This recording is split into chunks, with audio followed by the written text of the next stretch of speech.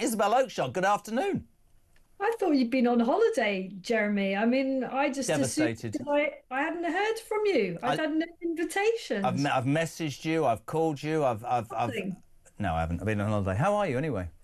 Absolutely nothing. Well, I'm looking out I'm on the Isle of Wight and I'm looking out and it's literally like the Mediterranean out there. It's like the world tour with Isabel Oakeshott from Dubai to the Isle of Wight. Do you know my Isle of Wight joke? I did it yesterday. Do you know what's brown and steaming and comes out of Oh, you cows? did this last year. Well, You can't deal out the same jokes the whole time. mate, I haven't changed. I'm just a year older.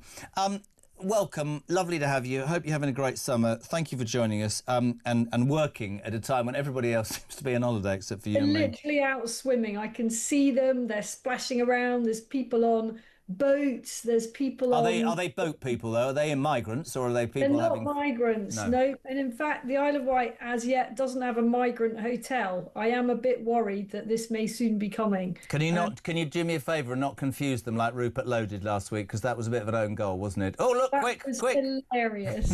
I mean, easy mistake to make, obviously. Well, I was in Jersey, and this is genuinely too. I texted a picture or WhatsApped a picture to Mike Graham because suddenly 18 people in life jackets walked in. I was sitting on the beach with the kids, but Oh it my was the God. banana boat ride. I thought we were about to be invaded in Jersey. It was good fun. Darling, let's start with this unbelievably shocking, is it shocking? Probably not, figured out today. Britain's benefits bill is being fueled by a record 8 million people on universal credit, of which 46% are on this no need to work requirement group. Those of us who decide to take aim at this sort of figure and this sort of cost get all sorts of things thrown at us. People, you don't understand how difficult it is. So I want to nail my colours to the mast, and I'm sure you'd be the same. I'm really happy to pay tax for a system that helps people that won't help themselves. But this is surely another example of how we are doing more for people who don't do anything in return and take advantage of yet another system that's screwed in Great Britain. I mean, can you imagine having a no need to work requirement, Jeremy? I mean, such a thing has never happened to me, that's for sure. And here's the thing, I mean, people should like work. Work should be a Yeah. pleasure. Work is a good thing in itself, and particularly for people with mental health problems and addictions, having a routine, getting out the house, actually taking some pride and earning your way should be an incredibly positive thing. Quite But right. we are making being on benefits a lifestyle choice. And I mean, it's a word I feel like I massively overuse on talk, but it's completely unsustainable to Yeah. have this scale of welfare state. I was doing a BBC show on Friday, Oh, boo, oh, um, oh. and Oh, one that's of the like wind there. I don't know what's going on. What are you talking about? The BBC? What are you doing Well, I'm, selling I'm your... talking about them to show you the type of audiences that they have, because the live audience, we're all clamoring for extra income tax so that we can carry on paying, presumably, ever bigger welfare bills. That's not what the talk audience wants No. to see and hear, is it? Our listeners are completely bewildered by the extent of freeloading and free And riding. I think that's a really brilliant point. But I think it goes beyond, and this is why I was saying yesterday. I think this is why reform is flourishing, and in fact, anybody but the two parties, people are going. Actually, maybe I should be listening because we've reached a point, haven't we, where I said it, when things weren't as bad from a personal point of view, in terms of, and I've heard it from the Tories about COVID and all that, but when the cost of living wasn't so bad, when food wasn't 3 times the cost, when your energy bills weren't going through the roof, when your council tax wasn't being increased on almost a weekly and monthly basis, I don't suppose people were so aware. But now they go, hold on a second, not only are all of these people getting all of these things, but I've paid for that and I'm getting bugger all. And I think Yeah. this is where we're at in this country. And I think whether it's the benefit system, whether it's the NHS, everything is seemingly geared to, we're obsessed, or our government is obsessed, or our institutions are obsessed with helping everybody else. And I'm going to be slagged off, but I don't care. You have to start at home, don't you? Because I think the British people have had a bellyful. I really do. Well, I mean, I did a story on Talk a couple of weeks ago when no doubt you were sunning yourself somewhere glamorous. Wow. about a bunch of British veterans that have been evicted from Yeah. their social housing up north. We don't know who that is to make way for. There is no evidence that it is for migrants, but of course, that's where people's suspicions lie. It's been totally denied. But this was a classic case of UK veterans. They all have, particularly vulnerable, they're all suffering from PTSD, and they face being made homeless. And what they see, and what so many of the rest of us see, is the prioritization for social housing of other groups, whether that's Afghans who, have come over supposedly because they were part of the British operation in Afghanistan, but somehow or other they can't seem to speak Are any these the English. people that are arriving with 22 family members each? Well, Yeah. they're also, I mean, I'm Right. aware of a couple who've been fast-tracked and prioritized even though they can't speak a word of English. I mean, how does that figure? What services were they providing for the British military? It's all quite It's appalling. confusing, isn't it? Do you know what I think? I think that there's been such a dramatic mood change in this country in the last 6 to 9 months. After Labour came in, obviously there was a shock of Southport and a bunch of things went wrong quite quickly, but people did have some hope. They thought actually maybe things are going to get better.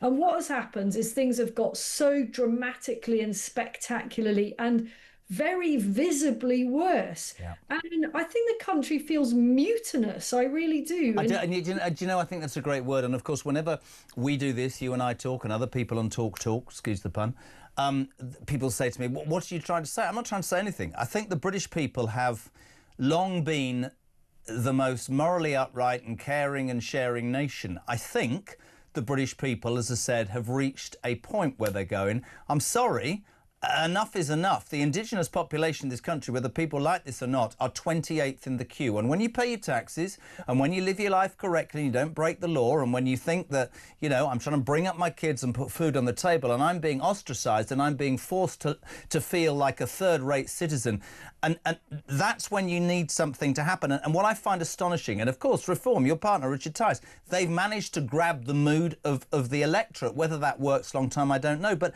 I don't understand these politicians who seem to have not grasped that the Conservatives, Labour, all of them, sound bites aren't going to work anymore. Platitudes aren't going to work. One-liners. People are so mistrusting of the main two parties. I say the main two parties, they're not the main two parties. They are, I think your phrase bellyful's great. I think they just want to be heard and they want change. I really do believe that. And it's just so many ridiculous examples, isn't it? I mean, this idea that you can't call shoplifters scumbags. I mean, that's the polite version of what I think about people. But then if I was a shopkeeper, I want to say to Keir Starmer, I've worked all my life to build my shop. I spend my money to buy the products that people then come into my shop and buy. And you're telling me, you're a scumbag yourself, that somebody can come through the door, nick all that. Your police force won't turn up.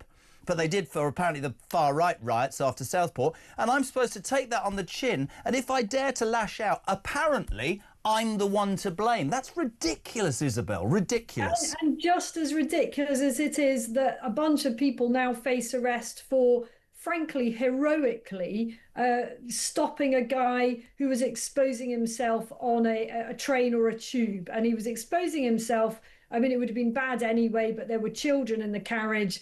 And for once, the British people on that train, or there may have been some heroic foreign nationals as well, actually got up and took a risk and did something. And they got that guy off the train and they effectively detained him until the police were able to come. And guess who's now facing trouble? It is those heroes that weren't prepared to just sit and do nothing. And what kind of message does that send out if those people now face arrest for assault? I mean, I fear that we've reached a point where, I mean, we talk about common sense. I've done for years on this station. You're very much a part of that. I don't understand how these politicians. Very quickly, a voice note. Steve on scumbags, go. As old two-tier Keir thinks that the word scum or scumbag is so abhorrent and disgusting, why was it all right for his potty mouth number two, Angela Rayner, to call Tory scum? I suppose that's all right. Two-tier yet again, mate. It's true. Let's talk about two-tier as well. I know you've got to go exactly at 4:20. This story is appalling. You know this Salman Ithiar, this plane thug. I believe he's. I could be wrong if he's Muslim. I don't really care. He threatened Isabel Oakeshott to gang rape an air hostess in front and full view and on camera of passengers and kids. And it's taken the Shadow Home Secretary Chris Philp to raise this with the Attorney General. He got 15 months. Lucy Connolly languishes in jail, your partner Richard went to see her, for 31 months for words that we don't condone about the Muslim community. People look at that and they go, another example of two-tier justice. What country are we living in?